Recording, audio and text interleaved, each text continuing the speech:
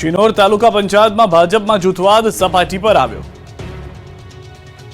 વડોદરાની શિનોર તાલુકા પંચાયતમાં ભાજપમાં જૂથવાદ સપાટી પર આવ્યો છે। એમએલએ અક્ષય પટેલ અને જિલ્લા પ્રમુખ સતીશ પટેલ જૂથ આમને સામને આવી ગયા છે। તાલુકા પંચાયતના પ્રમુખ અર્ચના પટેલ સામે 8 સભ્યોએ અવિશ્વાસ પ્રસ્તાવ મૂક્યો। અક્ષય પટેલ જૂથના 4 સભ્ય, કોંગ્રેસના 3 અને 1 અપક્ષ સભ્યએ પ્રસ્તાવ મૂક્યો। જોકે નિયમ મુજબ અવિશ્વાસ પ્રસ્તાવ ન મળતા શિનોર ટીડીઓએ તેને ફગાવી દીધો। પ્રસ્તાવ સામે કોઈ કાર્યવાહી નહીં થાય ત્યારે બળવો કરનાર ભાજપના 4 સભ્યો સામે પક્ષ કાર્યવાહી કરશે તેવી માહિતી મળી રહી છે।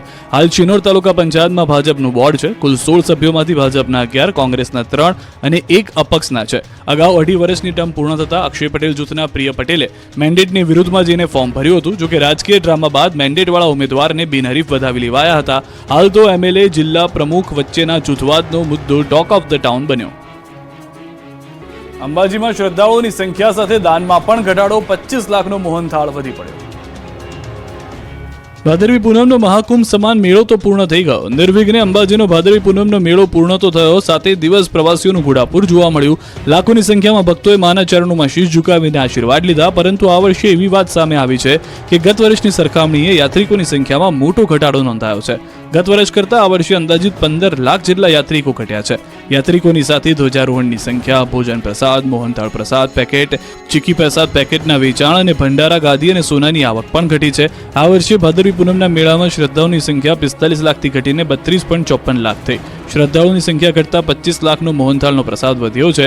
આ વર્ષે માત્ર 2,37,575 કિલો પ્રસાદ બન્યો હતો।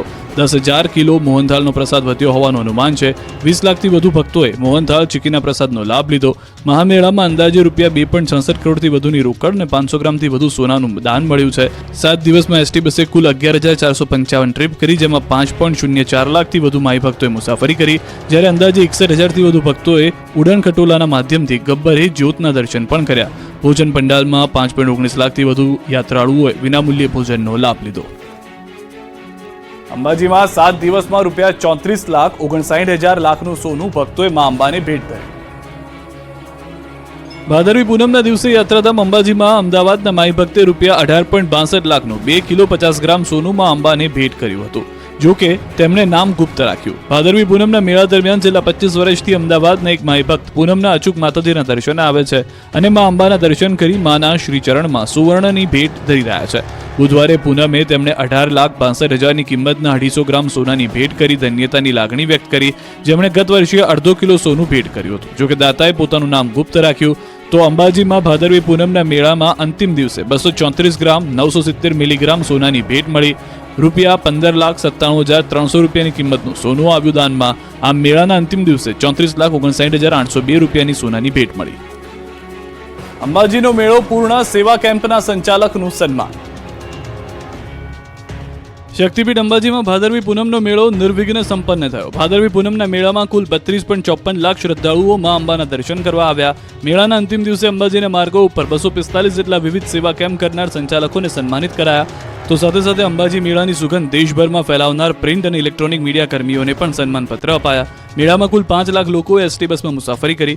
₹2.66 કરોડ ભંડારાની આવક થઈ, જ્યારે મંદિરના શિખરે 3,134 ધજાઓ ચડાવાય તો 19.59 લાખ પ્રસાદના પેકેટનું વિતરણ કરાયું। અંબાજી મંદિર આવતીકાલે બપોરે 1 વાગ્યા પછી બંધ રહેશે। જો તમે આવતીકાલે અંબાજી મંદિર દર્શન કરવા જવાનો પ્લાન બનાવી રહ્યા છો તો ન બનાવતા, નહીં તો થશે ધક્કો।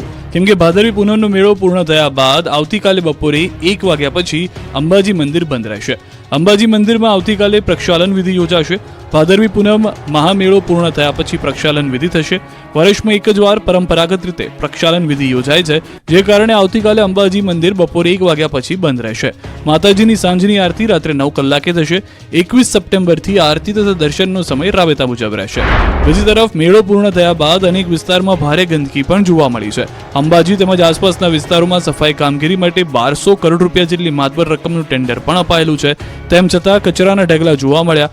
ગટરો પણ કચરાથી ઉભરાતી દેખાય। ત્યારે રોગચાળો ફાટી ન નીકળે તે માટે એનએસએસની 15 થી 20 ટીમ સફાઈ કામગીરી માટે અંબાજી પહોંચી કચરો ભેગો કરી ગંદકી દૂર કરવાની કામગીરી હાથ ધરી। ગુજરાતની જનતા પર વધુ એક મોંઘવારીનો માર, ખાદ્ય તેલના ભાવમાં ફરી તોતિંગ ઉછાળો। તહેવારોની સિઝન નજીક આવતા ખાદ્ય તેલના ભાવમાં ફરી એકવાર વધારો થયો છે. કપાસિયા તેલના ભાવમાં પ્રતિ ડબ્બે 60 રૂપિયાનો વધારો થયો છે. બીજી તરફ સિંગ તેલના ભાવમાં છેલ્લા 2 દિવસમાં 60 રૂપિયાનો ઘટાડો થયો છે. કેન્દ્ર સરકારે આયાતી ખાદ્ય તેલની ઇમ્પોર્ટ ડ્યુટીમાં વધારો કરતા સિંગ તેલ સિવાયના તમામ ખાદ્ય તેલમાં છેલ્લા 15 દિવસમાં 300 રૂપિયાથી વધુનો વધારો થયો. કપાસિયા, સોયાબીન, મકાઈ, સનફ્લાવર સહિતના તેલના ભાવે ડબ્બે 300 થી 400 રૂપિયાનો વધારો થયો. કપાસિયા તેલનો ડબ્બો 1 મહિના પૂર્વે જ 1600 થી 1650 રૂપિયા સુધી મળતો હતો. તેનો હાલ ભાવ 2050 થી 2100 રૂપિયા સુધી થઈ ગયો છે. પામ તેલ જે 15 દિવસ પૂર્વે 1500 થી 1550 સુધીમાં મળતું તેનો હાલ ભાવ 1980 થી 2050 સુધી પહોંચ્યો છે. સોયાબીન તેલનો ભાવ હાલમાં પણ રૂપિયા 2000 સુધી પહોંચી ગયો છે, જ્યારે કે મકાઈના તેલનો ભાવ 1800 થી 1900 રૂપિયા સુધીની વચ્ચે છે. જ્યારે કે સનફ્લાવર તેલનો ભાવ 1850 થી લઈ 1950 રૂપિયા સુધીમાં મળી રહ્યા છે. ત્યારે ખાદ્ય તેલોમાં આગ ઝરતી તેજી દિવાળી સુધી યથાવત રહેશે તેવું વેપારીઓનું માનવું છે. બીજું કારણ એ પણ છે કે રાજ્યમાં આ વર્ષે કપાસનું ઓછું વાવેતર થતાં ઉત્પાદનમાં ઘટાડો થાય તેવી શક્યતા છે. બીજી તરફ કપાસના પાકમાં ગુલાબી ઈયળનો રોગ આવી જતા ઉતારો પણ ઓછો છે. આ જ કારણોથી કપાસિયા અને તેલીબિયાના ભાવ વધ્યા છે. સુરતના મહુવામાં ગરીબોના અનાજના કાળાબજારીનો પર્દાફાશ. સુરતના મહુવા તાલુકામાં સરકારી અનાજના કાળા બજારનો પર્દાફાશ થયો છે. બીજા બાજુએ ગરીબોના હક પર તરાપ મારતા લાભાર્થીઓમાં રોષ છે. મહુવામાં આદિવાસીઓને અનાજ પૂરતું ન મળતું હોવાની રાવ ઉઠી છે. છેલ્લા 8 મહિનાથી ગરીબોને અનાજનો પૂરતો જથ્થો ન મળતા હોવાની ફરિયાદ છે. અનેક રજૂઆત બાદ પણ મામલતદાર કચેરી દ્વારા સસ્તા અનાજ દુકાનદારો સામે કોઈ નક્કર કાર્યવાહી ન કરાઈ હોવાનો આક્ષેપ કરાયો છે. ત્યારે આદિવાસી સંગઠન હવે મેદાનમાં આવ્યું છે અને જાતે જ પુરાવાઓ એકત્રિત કરવાનું શરૂ કરી વિજિલન્સ તપાસની માંગ કરવા આવેદન પાઠવ્યું. અને જો માંગ સ્વીકારવામાં ન આવે તો જનતા રેડની ચીમકી ઉચ્ચારી. તો આ મુદ્દે મામલતદારનું કહેવું છે કે અલગ અલગ કક્ષાએથી તપાસ માટેના સૂચનો આપી દેવાય છે, જેમાં કોઈ પણ ગેરરીતિ જણાશે તો પરવાનેદાર સામે કાયદેસરની કાર્યવાહી કરાશે. ગિરનાર પર વીજ લાઇન શરૂ કરવા પીજીવીસીએલ પાસે નથી સમય. ગિરનાર પર વીજ લાઇન શરૂ કરવા પીજીવીસીએલ પાસે નથી સમય. જૂનાગઢમાં ગિરનાર પર્વત પર ઉદ્ઘાટનના વાંકે નવી વીજ લાઇન કાર્યરત ન થતા હજી પણ અંધારું છે. વર્ષો જૂની વીજ લાઇનમાં યોગ્ય પુરવઠો ન મળતા શક્તિપીઠ અંબાજીમાં અંધારામાં મા અંબાની આરતી કરવાની ફરજ પડી રહી છે. 8 કરોડના ખર્ચે અતિ દુર્ગમ એવી ગિરનાર પહાડી પર 11 કેવીની હેવી વીજ લાઇનનું કામ પૂર્ણ થઈ ગયું છે. અંદાજિત 4000 મીટર જેટલો કેબલ પાથરી ટ્રાન્સફોર્મર ઊભા કરાયા છે. જોકે કામ પૂર્ણ થયા બાદ પણ વીજ લાઇન કાર્યરત નથી થઈ, જેના કારણે પારાવાર મુશ્કેલી થઈ રહી છે. અંબાજી મંદિરમાં હજારો ભક્તો દર્શનાર્થે આવે છે. એવામાં વીજળી વગર યાત્રિકો માટે પીવાનું પાણી ભરવામાં પણ મુશ્કેલી થાય છે. ત્યારે ગિરનાર પર પૂરતો વીજ પુરવઠો આપવા સાધુ સંતોમાં માંગ ઉઠી છે. આ મામલે પીજીવીસીએલના અધિકારીનું કહેવું છે કે વન વિભાગની આખરી મંજૂરી બાકી છે, જે મળતા જ વીજ પુરવઠાની કામગીરી શરૂ કરી દેવાશે. રોડ બિસ્માર થતા ધોળકા હાઈવે જામ થઈ ગયો. જો તમે ધોળકા બાજુ જવાના હો તો ટાળજો. ભારે વરસાદ બાદ રાજ્યભરના રસ્તાઓની હાલત ખસ્તા થઈ ગઈ છે. ત્યારે ધોળકા વાયા ચિયાડા ગામનો રોડ તો અત્યંત ખરાબ થઈ ગયો છે. વરસાદના વિરામને 10-15 દિવસ પણ રોડ પર પાણી ભરાઈ ગયા છે. આખો રોડ પોલો થઈ ગયો છે. ત્યારે ધોળકા વાયા ચિયાડા ગામથી બાવળા રોડ પર મસમોટા ટ્રક પસાર થઈ રહ્યા હતા. ત્યારે રોડ પોલો થઈ જતા રોડની વચ્ચોવચ લોકો ફસાયા હતા. રોડ જમીનમાં ખૂંચી જતા રોડ બ્લોક થઈ ગયો હતો. બંને બાજુ ટ્રાફિક જામ થયો. બાઇક ચાલકો જીવના જોખમે બાઇક કાઢતા નજરે પડ્યા. 3 વાહનો એકસાથે રોડ પર ફસાતા રોડ પર ચાલવું પણ મુશ્કેલ બન્યું. રોડ બ્લોક થતા સેંકડો મુસાફરો પરેશાન થયા. રોડ બ્લોક થતા ગ્રામ્ય વિસ્તારના લોકો ધોળકા અને બાવળા તરફ જવા પરેશાની વધી ગઈ છે. ગુજરાતમાં 2 ઓક્ટોબરથી કોરી ઉદ્યોગકારો હડતાલ કરશે. ગુજરાતમાં 2 ઓક્ટોબરથી કોરી ઉદ્યોગકારો હડતાલ કરશે. રાજ્યમાં 5000 કરોડનું ટર્નઓવર ઠપ થશે. અરવલ્લી, ખેડા સહિત ગુજરાતની 1200 કોરીઓ હડતાલમાં જોડાશે, તો અન્ય 2800 લીઝ ધારકો પણ હડતાલમાં જોડાશે. એન્વાયરમેન્ટ સર્ટિફિકેટના નામે ખાણ ખનીજ વિભાગની પજવણીથી કોરી ઉદ્યોગકારો પરેશાન છે. ખાડા અને સ્ટોક માપણીના નામે હેરાનગતિ કરાઈ રહી હોવાનો આક્ષેપ કર્યો. ખાણ ખનીજ વિભાગની હેરાનગતિથી 60% ઉદ્યોગો બંધ થવાનો દાવો કર્યો.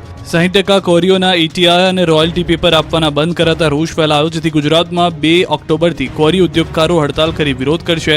આ અંગે ગાંધીનગર ખાતે બેઠક બાદ નિર્ણય લેવાયો છે. દ્વારકાના શિવરાજપુરમાં મલ્લ કુસ્તી મેળો યોજાયો. દંગલ ફિલ્મ જેવા સર્જાયા દ્રશ્યો. દેવભૂમિ દ્વારકામાં શિવરાજપુર બીચ પર જોવા મળ્યા દંગલ ફિલ્મ જેવા દ્રશ્યો. દેવભૂમિ દ્વારકાના શિવરાજપુર ગામે કોમી એકતા સ્વરૂપ જાકુમ-બચા દાદાના ઉર્ષ નિમિત્તે દર વર્ષની માફક મલ્લ કુસ્તી જૂનવાણી ઢબે યોજાતી હોય છે. 500 વર્ષથી યોજાતા મેળામાં મોટી સંખ્યામાં લોકો જોડાયા. યુવાને કુસ્તીના મેદાનમાં ઉતરીને પોતાની શક્તિનો પરિચય બતાવ્યો. એક ચડિયાતા દાવ થકી વિરોધીઓને પસ્ત કરીને લોકોનો ઉત્સાહ વધાર્યો. દૂર દૂરથી અહીં મલ્લ કુસ્તીબાજો કુસ્તી લડવા આવ્યા હતા. 200 જેટલા કુસ્તીબાજોએ પોતાની શક્તિનું પ્રદર્શન કર્યું, કૌવત બતાવ્યું. સ્પર્ધામાં પ્રથમ, દ્વિતીય અને તૃતીય આવનાર કુસ્તીબાજોને ટ્રોફી, પ્રમાણપત્ર અને રોકડ પુરસ્કાર આપવામાં આવ્યા. શિવરાજપુર વાડી વિસ્તારમાં જાકુપીર ડાલાની દરગાહ આ મલ કુસ્તી મેળાનું ભવ્ય આયોજન કરવામાં આવ્યું હતું. દેશી WWF ગણાતી મલ કુસ્તીને નિહાળવા દૂર દૂરથી લોકો આવ્યા હતા. નવરાત્રી પહેલા અમદાવાદમાં યુવકે 35,000 ખર્ચીને બનાવી 5 કિલો વજનની પાઘડી. નવલા નોરતાની તૈયારીઓ પૂરજોશમાં ચાલી રહી છે, ત્યારે અમદાવાદમાં આ વખતે અનુજની પાઘડી ધૂમ મચાવવાની છે. આંતરરાષ્ટ્રીય ગરબા ખેલાડી અનુજ મુદલેરિયાએ આ વર્ષે 5 કિલોની પાઘડી તૈયાર કરી છે. આત્મનિર્ભર ભારત થીમ પર તૈયાર થયેલી આ પાઘડી ખાસ છે. આંતરરાષ્ટ્રીય સ્તરે ખ્યાતિ ધરાવનાર અમદાવાદના ખેલૈયા દર વર્ષે અવનવી થીમ પર પાઘડી તૈયાર કરે છે, ત્યારે આ વખતે પણ તેમણે આત્મનિર્ભર ભારતની થીમ પર આકર્ષક પાઘડી અને ગરબાનો પહેરવેશ તૈયાર કર્યો છે. પ્રધાનમંત્રી મોદીને ત્રીજી ટર્મ માટેની શુભેચ્છા. ડાયમંડ બુર્જ સહિતની પ્રતિકૃતિનો ટ્રેડિશનલ પાઘડીમાં સમાવવામાં આવી છે. 35,000ના ખર્ચે અનુજ મુદલિયારે આ પાઘડીને તૈયાર કરી છે, જેનું વજન 5 કિલોગ્રામ છે, જ્યારે તેના પહેરવેશનું વજન 12 કિલોગ્રામ છે. આ પહેલા અનુજ heritage, GST, corona warriors, Sonu Sood અને આઝાદીના 75 વર્ષની થીમ પર પાઘડી બનાવી ચૂક્યા છે. અનુજને તેની પાઘડીના કારણે વર્ષ 2019માં ઇન્ડિયા બુક ઓફ વર્લ્ડમાં પણ સ્થાન મળ્યું હતું. અનુજ છેલ્લા 7 વર્ષથી આ પ્રકારે પાઘડીની જુદી જુદી ટ્રેડિશનલ થીમ સાથે ગરબાના ગ્રાઉન્ડ પર ઉતરે છે. રાજકોટમાં દોડશે મેટ્રો રેલ. 38 કિલોમીટરનો રૂટ તૈયાર કરવાનો ખર્ચ ₹10,000 કરોડ. અમદાવાદ અને સુરતની જેમ હવે રાજકોટમાં પણ દોડશે મેટ્રો ટ્રેન. રાજકોટને એમ્સ ક્રિકેટ સ્ટેડિયમ, આંતરરાષ્ટ્રીય એરપોર્ટ મળ્યા બાદ હવે રાજકોટમાં મેટ્રો રેલ પણ દોડતી થશે. રાજકોટમાં મેટ્રો રેલ શરૂ કરવા માટેની તૈયારીઓ શરૂ થઈ ગઈ. રાજકોટ મેટ્રોની જવાબદારી Gujarat metro rail corporation limited કંપનીને ગાંધીનગર કચેરી સંભાળશે. મેટ્રો રેલના અધિકારીઓ રાજકોટમાં આવીને સર્વે પણ કરી ગયા. ગુજરાત સરકારે આ પ્રોજેક્ટને મંજૂરી આપીને તેનો DPR કેન્દ્રમાં મંજૂરી માટે મોકલી આપ્યો. કેન્દ્રની મંજૂરી મળ્યા બાદ ઝડપથી રાજકોટમાં મેટ્રો રેલનું કામ શરૂ કરી દેવામાં આવનાર છે.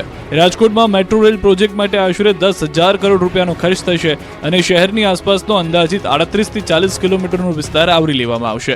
સંભવત Shapar Veraval, 150 foot ring road, Khanderi, AIIMS સહિતના રૂટ પર મેટ્રો રેલ લાઇન બિછાવવામાં આવી શકે છે. રાજકોટમાં મેટ્રો રેલ શરૂ થવાની દરરોજ આશરે 20 થી 25,000 લોકોને લાભ મળવાની શરૂઆત થશે. ભાવનગરમાં GSTના બોગસ બિલિંગ કૌભાંડના 3 આરોપીની ધરપકડ. ભાવનગરમાં GSTના બોગસ બિલિંગ કૌભાંડના માસ્ટર માઇન્ડ 3ની પોલીસે ધરપકડ કરી. પાલીતાણા ટાઉન પોલીસ મથકમાં GSTના બોગસ દસ્તાવેજ કેસમાં નાસ્તા ફરતા અબ્દુલ કાદર ઉર્ફે છોટા શકીલ સૈયદને કુંભારવાડા સર્કલથી, આરોપી જાફર અહમદ આરબને હલુરિયા ચોક નજીકથી અને અસફાક ઉર્ફે બાડો સિપાઈને પીરછલ્લા શેરીમાંથી ઝડપી લઈ કાર્યવાહી હાથ ધરી. 1,000 કરોડ કરતાં વધારે રકમના બોગસ બિલિંગ કૌભાંડમાં આરોપીઓના નામ તપાસ દરમિયાન ખુલ્યા હતા. 1 વર્ષ જેટલા સમયથી આરોપીઓ ધરપકડના ભયથી ભાગતા ફરતા હતા. પેરોલ ફરોલની ટીમે 3 આરોપીઓને ઝડપી વધુ તપાસ હાથ ધરી છે. સુરતમાં લોકોને ખોટા સોનાના સિક્કા પધરાવતી ગેંગ ઝડપાઈ છે. લોકોના ઘરે ઘરે જઈને ઘી વેચવાના બહાને પોતાની પાસે રહેલા સોનાના સાચા સિક્કા સસ્તા ભાવે આપવાનું કહીને લોકોને ખોટા સિક્કા પધરાવતી ગેંગ ઝડપાઈ છે. સુરતના લોકો સાથે લાખો રૂપિયાની છેતરપિંડી કરનાર ગેંગની 3 મહિલા સહિત કુલ 4 લોકોની સુરતની ઈચ્છાપુર પોલીસ દ્વારા ધરપકડ કરવામાં આવી અને 2 ગુનાનો ભેદ ઉકેલવામાં આવ્યો. આ ગેંગ પાસેથી એક રિક્ષા અને 1 લાખ રૂપિયા રોકડનો મુદ્દામાલ જપ્ત કરવામાં આવ્યો. તપાસમાં ખુલાસો થયો છે કે બપોરના સમયે 2:30 થી 3 વાગ્યા આસપાસ 3 મહિલાઓ ઘી વેચવાના બહાને જતી સોનાના જૂના જમાનાના સિક્કા સસ્તા ભાવે આપે છે તેવું કહીને લોકોને લાલચ આપતા સોનાના 550 ગ્રામના સિક્કાના નામે 14,50,000 પડાવી લીધા. સાથે સાથે અન્ય વ્યક્તિને પણ 3 લાખ રૂપિયાના ખોટા સિક્કા આપીને તેમની સાથે પણ છેતરપિંડી કરવામાં આવી હતી. કુલ 17,50,000 રૂપિયાની છેતરપિંડી થઈ હોવાનું ખુલ્યું. વડોદરાથી સમાચાર. સામાન્ય સભા દરમિયાન એસીમાં આગ લાગી છે. એસીમાં શોર્ટ સર્કિટથી લાગી છે આગ. ચાલુ સભાએ આગ લાગતા દોડધામ મચી ગઈ. ફાયર વિભાગે આગ પર કાબુ મેળવી લીધો. મનપાની ફાયર એક્ઝિક્યુટર બોટલ કામ ન આવી તે પણ એક મહત્વની વાત છે.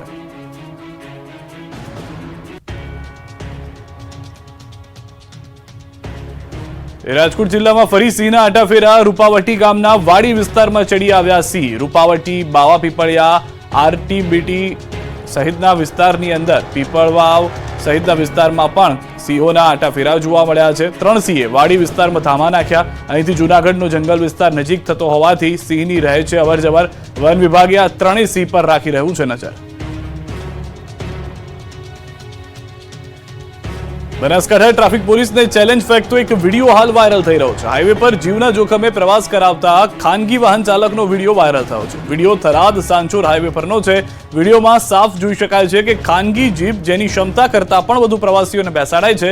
એટલું જ નહીં, જોખમી રીતે જીપની ઉપર અને જીપની પાછળ લટકીને મુસાફરોને પ્રવાસ કરાવાઈ રહ્યો છે. જિલ્લાના સરહદી વિસ્તારમાં આવા દ્રશ્યો જોવા મળી રહ્યા છે. અહીં સવાલ એ થાય છે કે શું થરાદ ટ્રાફિક પોલીસને આ દ્રશ્યો જોવાતા નથી? શું ટ્રાફિક પોલીસ કોઈ દુર્ઘટનાની રાહ જોઈ રહી છે? આખરે ખાનગી વાહન ચાલકોને કાયદાનો કેમ ડર રહ્યો નથી?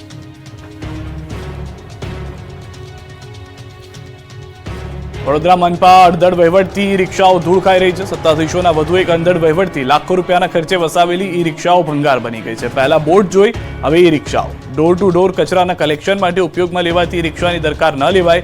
5 વર્ષ અગાઉ વુડા દ્વારા ભાયલી ગ્રામ પંચાયતમાં ઈ રિક્ષા ફાળવવામાં આવી હતી. તંત્રના 2 વિભાગો વચ્ચે સંકલનના અભાવે પ્રજાના પૈસાનો વેડફાટ કરાયો. આવારા તત્વોએ ઈ રિક્ષાનું ભંગાર વેચી નાખ્યું તો ચાર્જિંગ પોઈન્ટના વાયરો અને કેટલાક બોર્ડ પણ ચોરાઈ ગયા. અધિકારીઓની લાપરવાહીના કારણે ઈ રિક્ષા ધૂળ ખાતી હોવાના કોંગ્રેસ નેતા ચંદ્રકાંત શ્રીવાસ્તવે આરોપ લગાવ્યા.